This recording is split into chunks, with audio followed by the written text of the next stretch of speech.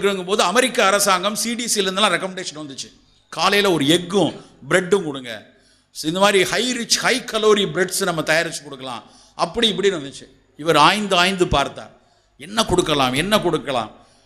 புள்ளியியல் ரீதியாக புரதம் எவ்வளவு வேண்டும், கார்போஹைட்ரேட் எவ்வளோ வேணும், எவ்வளவு நார் வேணும், இவனுக்கு என்ன எதிர்பார்த்தல் வேண்டும் என்று எல்லாம் யோசித்து பார்த்து கடைசியாக ஒரு உணவை தேர்ந்தெடுத்தார். என்ன தெரியுமா? நம்ம ஊர் வெண்பொங்கல். அந்த வெண்பொங்கலில் மிளகு இருக்கிறது, பச்சை பயிறு புரதம் இருக்கிறது, அரிசி இருக்கிறது, அதில் சேர்க்கக்கூடிய சிறிதளவு நெய் இருக்கிறது. இதெல்லாம் சேர்ந்து என் தேய்வு நோயாளிக்கு போதும் என்று தேர்ந்தெடுத்து அந்த டயட்டீஷியனை கூப்பிட்டு எல்லாருக்கும் பொங்கல் கிண்டி போடு அப்படின்னாரு.